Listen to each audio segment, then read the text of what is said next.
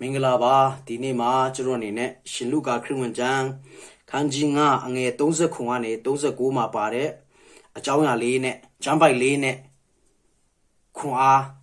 ပေးချင်ပါတယ်ကျမ်းပိုက်ကိုကျွန်တော်အနေနဲ့အရင်ဆုံးဖတ်လိုပါတယ်ရှင်လုကာခရစ်ဝင်ကျမ်းခန်းကြီး9အငယ်30ခွန်ကနေ39၎င်းနီးဟောင်းတော်တည်ဘူး၌အတစ်တော်စပြည့်ရီကိုထဲလေးမရှိထိုတို့ထဲလျင်အတစ်တော်စပြည့်ရည်ဒီတရေဘူးကိုစုပ်ခွဲသည်ဖြစ်စပြည့်ရည်ဒီယို၍တရေဘူးလည်းပျက်စီးတတ်၏အတစ်တော်စပြည့်ရည်ကိုအတစ်တော်တရေဘူး၌ထဲရသည်ထိုတို့ထဲလျင်နှစ်ပါးစလုံးမပျက်စီးဟောင်းတော်စပြည့်ရည်ကိုတောက်ပြီးတော့သူဒီလည်းအတစ်တော်စပြည့်ရည်ကိုချက်ချင်းအလိုမရှိတတ်ဟောင်းတော်စပြည့်ရည်သာ၍ကောင်းတီကိုတီးဟုမိန်တော်မူ၏ဒီထဲမှာယေရှုခရစ်တော်ကအရှေးလူမျိုးသူ့နောက်လိုက်တပည့်တော်တွေကိုဒီစပြည့်ရည်အတစ်ဟာဟောင်းနေတဲ့တရေဘူးထဲမှာမထည့်ရဘူးထည့်ရင်တရေဘူးလဲကွဲမယ်စပြည့်ရည်လဲယူပြီးတော့အချင်းကြီးဖြစ်မယ်ဆိုတာကိုသူ့ရဲ့တပည့်တော်တွေနဲ့အတူအရှေးလူမျိုးတွေကိုတွင်တင်နေတာဖြစ်တယ်ဒါကြောင့်မို့စပြည့်ရည်အတစ်ကတရေဘူးအတစ်မှာပဲထည့်ရမယ်ဒါမှသာလျှင်ဒီနှစ်ခုစလုံးဟာအကျိုးရှိတယ်ဆိုပြီးတော့ဒီနှုတ်ကပတ်တော်ထဲမှာပြောနေတာဖြစ်တယ်ဒါကဘာကိုဆိုလိုချင်တယ်လဲဆိုရင်ယေရှုကသူ့နောက်ကိုလိုက်နေတဲ့အရှေးလူမျိုးတွေကသူဟောပြောတဲ့တရားစကားကိုနားထောင်တယ်သူ့ရဲ့လှုပ်ဆောင်ပေးတဲ့နမိတ်လက္ခဏာတွေကိုမြင်တယ်ကြားမှာချင်းချမ်းသာခြင်းကိုလိုချင်ကြတယ်ကြားမှာဖို့သူ့နောက်လိုက်ကြတယ်မျက်စိမြင်ဖို့အနုယောဂါပျောက်ဖို့ယေရှုနောက်လိုက်ကြတယ်ဒါပေမဲ့သူတို့ရဲ့နှလုံးသားကအတက်တာဟောင်းဖြစ်နေတယ်သူတို့ရဲ့မိယိုးဖလာဖြစ်တဲ့ဂျူးဘာသာကိုမစွန့်လွတ်နိုင်ဘူးဆိုတာကိုယေရှုကသိမြင်တဲ့အတွက်ဒီဟာနဲ့အရှိလူမျိုးတွေကိုစုံမပြီးတော့ဩဝါဒပေးနေတာဖြစ်တယ်ဒီနေ့ကျွန်တော်တို့ကဒီနှုတ်ကပတ်တော်ကြည့်ပြီးတော့ကျွန်တော်ရဲ့တက်တာမှာလဲပြုပြင်ပြောင်းလဲမှာကျွန်တော်တက်တာမှာလဲဒီအားဖြင့်ဘာကိုခွန်အားယူရမလဲဆိုရင်တော့စပြည့်ရည်ဆိုတာကယေရှုခရစ်တော်ရဲ့နှုတ်ကပတ်တော်တရားစကားဖြစ်တယ်ကျွန်တော်တို့ကနှုတ်ကပတ်တော်တရားစကားကိုတနင်္ဂနွေနေ့တပတ်ကျွန်တော်တို့ဘုရားကျောင်းမှာတော့ခံယူတယ်တလမှာ၄ပတ်ကျွန်တော်တို့၄ခါနှုတ်ကပတ်တော်ကိုစားရတယ်တလမှာတလပြီးတလတနစ်ပြီးတနစ်ကျွန်တော်တို့နှုတ်ကပတ်တော်ကိုခံယူခဲ့တယ်ကလေးဘွားကလေးကနေ Sunday School ကျောင်းသားဘွားကလေးကနေကျွန်တော်တို့ဒီနေ့အထိဘုရားရဲ့နှုတ်ကပတ်တော်ဘုရားနဲ့ဆိုင်တဲ့ဓမ္မဗေဒယေရှုနဲ့ဆိုင်တဲ့အကြောင်းအရာတွေကျွန်တော်တို့နေ့ရက်တိုင်းကြားခံယူပြီးကြီးလာကြတယ်ဒါမဲ့ကျွန်တော်တို့ဟာဟောင်းနေတဲ့တည်ဘူးဖြစ်နေရင်တော့ကျွန်တော်ကြားရတဲ့တည်င်းစကားကကျွန်တော်တို့ကိုဘလို့မှအပင်ငရဲကနေလူမြောက်ရလမ်းကိုပေးမှာမဟုတ်ဘူးပြီးတော့ကျွန်တော်တို့အတွက်လည်းဘာကောင်းကြီးမှရှိမှာမဟုတ်ဘူးတောင်းကျွန်တော်တို့တက်တာမှာလည်းအတစ်တော်ဖရားရဲ့တရားစကားကိုအတစ်တော်နှလုံးသားနဲ့ကျွန်တော်ခံယူဖို့လိုတယ်အတစ်တော်စပြည့်ရာအတစ်တော်တည်ဘူးမှာထဲမှာအကျိုးရှိတယ်မပြည့်စည်ဘူးလို့ပြောထားတယ်ဒီနေ့ကျွန်တော်တို့ကတော့တနင်္ဂနွေနေ့ကိုယ့်ရဲ့ဝိညာဉ်ရေးရာတိုးထိန်နေဝိညာဉ်ရေးခေါင်းဆောင်တွေရဲ့နှုတ်ကပတ်တော်ကိုကျွန်တော်သွားခံယူတယ်ဆရာတွေကလည်းတစ်မျိုးပြီးတစ်မျိုးတစ်ယောက်ပြီးတစ်ယောက်ပုံစံမျိုးစုံနဲ့ကျွန်တော်တို့ကိုဘုရားအကြောင်းပြောပြတယ်ဒါမဲ့တင်းနဲ့ကျွန်တော်ရဲ့နှလုံးသားမပြောင်းလဲဘူးဆိုရင်တော့အန္တရာယ်ရှိတယ်ဒါပြဿနာပဲကျွန်တော်တို့ခရိယန်တွေကျွန်တော်ယုံကြည်သူတွေမှာပြဿနာဒါပဲတရားစကားနှုတ်ကပတ်တော်ကိုကျွန်တော်ခံယူတယ်ဒါမဲ့တင်းနဲ့ကျွန်တော်ရဲ့နှလုံးသားကပိတ်ပြီးတော့နားထောင်နေတယ်တွားပြီးအိတ်ငိုက်နေတယ်ဘုရားเจ้าမှာအေးဆေးတွားပြီးအေးဝအောင်အိတ်နေတယ်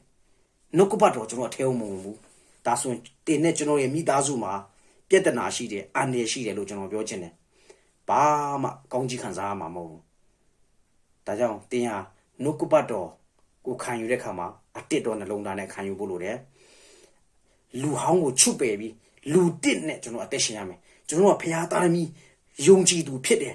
ဘုရားအတင်းတော်နဲ့ဆက်ဆိုင်တဲ့သူကောင်းကင်နိုင်ငံနဲ့ဆက်ဆိုင်တဲ့သူဖြစ်တယ်လို့ကိုသိတယ်ဆိုရင်တော့ဒီနေ့ဒီနဲ့ကျွန်တော်ပြောင်းလဲခြင်းတက်တည်ရှိရမယ်ဒါကြောင့်လူမြည်ဒီကခရစ်တော်၌ရှိရင်အတစ်ပြုပြင်တော့တတော်ဖြစ်တယ်လို့ပြောတယ်ခရစ်တော်၌ရှိရင်အတစ်ပြုပြင်တယ်တဲ့ဒါမဲ့ဒီနေ့ကျွန်တော်ဒီနေ့ထိဘာတွေပြောင်းလဲပြီလဲဘာတွေအတစ်ပြစ်ပြီလဲကျွန်တော်တို့စင်ချင်ရမယ့်အချိန်ရောက်လာပြီနော်တင်းမှာဖះနဲ့ဆိုင်ပြီးဘေးရာတွေပြောင်းလဲပြီလေဖះနဲ့ဆိုင်ပြီးတင်းဘာတွေလုံနေပြီလဲ တင်မိသားစုထဲမှာဖះနဲ့ဆိုင်ပြီးတင်ဘာတွေဥဆောင်နေပြီလဲတင်မွေးကလေးနဲ့ဒီနေ့ချိန်ဒီတင်ဖះတော့ဘာလုပ်ခဲ့ပြီလဲကျွန်တော်စင်ချင်ရမယ့်အချိန်ဖြစ်တယ်ကျွန်တော်နှုတ်ကပတ်တော်ကျွန်တော်ခံယူတယ်နှုတ်ကပတ်တော်တရက်ပြီးတရက်အတစ်တွေပဲလာတယ်ဒါမဲ့ကျွန်တော်တို့ကဘူးဟောင်ဖြစ်နေတယ်အဲ့ဒါဆိုရင်တော့ဘူးကပေါက်ပြီးတော့အဲ့ဒီစပီးရဆုံးရှုံသွားတယ်လို့ပဲဒီနှုတ်ကပတ်တော်ကလည်းဒီဖက်ဝင်ပြီးဒီဖက်ထွက်ပြီးတော့ကျွန်တော်တို့အတွက်အလကားပဲတနေ့ကျရင်ကျွန်တော်တို့ဖះရှိမောက်မှာရောက်လာတဲ့ခါမှာကျွန်တော်တို့ဝမ်းနေရမယ်နော်ဘလို့မှအပင်ငယ်ကမလွတ်မဲနဲ့အပင်ငယ်မှာဂျိုးကမဲ့သူတွေဖြစ်မယ်အန်ဒီရှိတယ်ဆိုတာဒါကိုပြောတာဒါတော့ဒီနေ့ကျွန်တော်နဲ့ပြောင်းလဲရအောင်အတစ်ဖြစ်ရအောင်ကျွန်တော်တို့မွေးကလေးကနေကြီးလာကလေးကနေ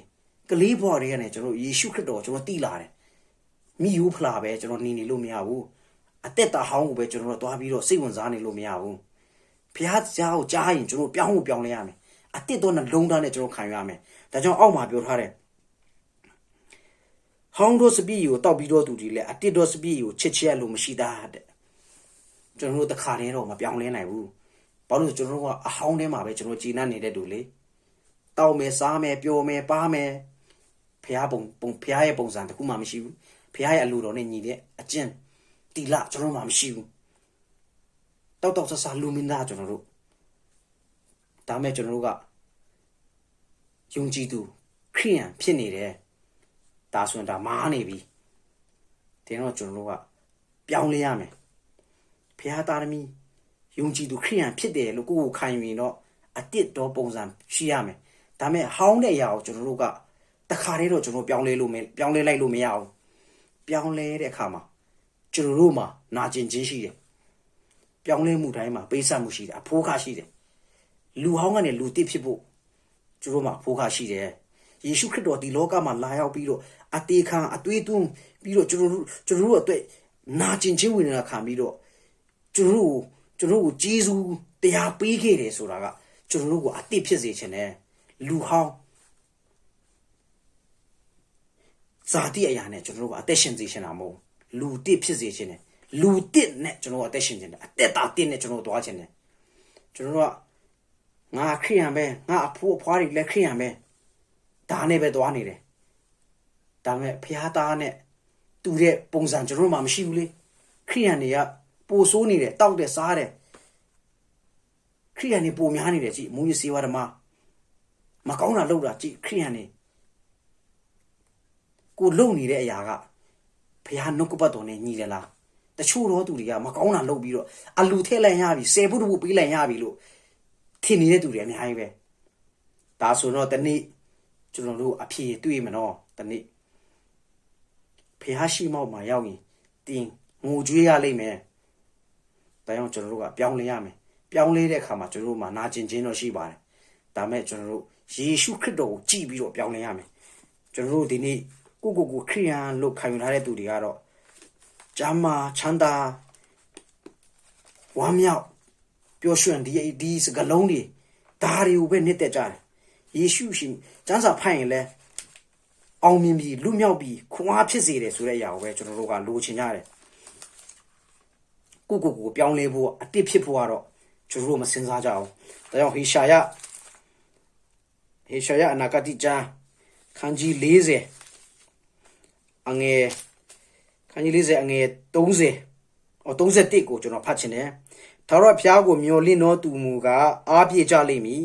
ရွှေလင်းသားကဲ့သို့မိမိတို့အတောင်ကိုအတစ်ပြုပင်ကြလိမ့်မည်ပြေးတော်လည်းမပင်ပန်းခီးသွားတော့ခါမမောရကြဒီကျမ်းပိုက်ကိုဖတ်တဲ့ခါမှာကျွန်တော်တို့ယုံကြည်သူတွေကတော့ထာဝရဘုရားကိုမျှော်ကြည့်ရင်အားပြေကြလိမ့်မယ်ပြီးတော့ပြေးတော်လည်းမပင်ပန်းခီးသွားတော့ခါမမောရကြဒီအရာကိုကျွန်တော်တို့ကတကယ်ကိုသဘောကျတယ်နော်ကျွန်တော်ယုံကြည်သူတွေဖះကိုမျောလင်းရင်ကောင်းစားမယ်ဖះကိုမျောလင်းတဲ့သူဖះကိုကိုးစားတဲ့သူကမပင်ပန်းရအောင်ခီးသွားရင်လည်းမမောရအောင်ကောင်းကြီးပြည့်စုံမယ်ကြားမမယ်ချမ်းသာမယ်ဒီအရာကိုပဲကျွန်တော်ကလိုချင်တယ်ဒါလိုချင်တာကောင်းပါတယ်ဒါပေမဲ့ဒီဖះကိုမျောလင်းပြီးကျွန်တော်ကြွယ်ဝတဲ့ကောင်းကြီးမင်္ဂလာကြွယ်ဝတဲ့အသက်တာစံချိန်မီတဲ့ခရိယန်အသက်တာနဲ့ကျွန်တော်တို့တွာလာနိုင်ဖို့ကဒီမှာ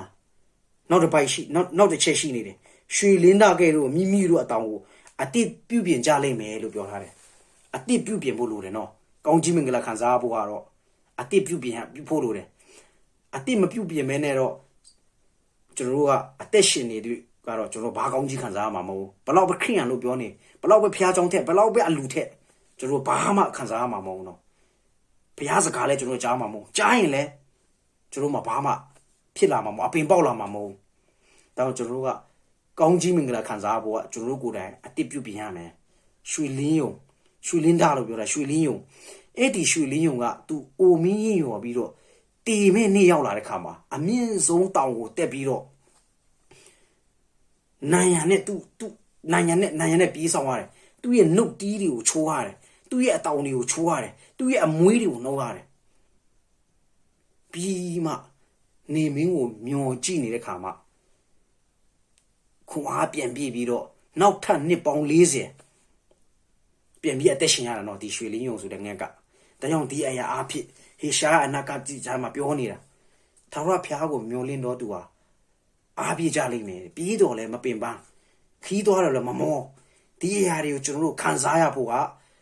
ကျွန်တော်တို့ကယေရှုခရစ်တော်၌ကျွန်တော်လာတဲ့အခါမှာကျွန်တော်တို့ရဲ့အသက်တာကိုပြုပြင်ရမယ်တည်ဘူးအတစ်နဲ့နှုတ်ကပတ်တော်အတစ်ကိုကျွန်တော်ခံစားရရမယ်ကျွန်တော်တို့ရဲ့ပြည့်ညက်တရားအဟောင်းအသက်တာအဟောင်းဇာတိအရာတွေကိုထားခဲ့ရမယ်ကျွန်တော်တို့ရဲ့လူချင်းတက်မဲ့မှုဆွဲလန်းမှုတဏှာတွေကိုကျွန်တော်ထားခဲ့ရမယ်ဒီဖက်မှာဖះကိုရတဲ့ခါမှာကျွန်တော်တို့ဟာတန်ရှင်းတဲ့အသက်တာနဲ့ပြုပြင်ပြီးမှလူတစ်စိတ်တစ်နဲ့ကျွန်တော်ကဖះရဲ့ထဲမှာ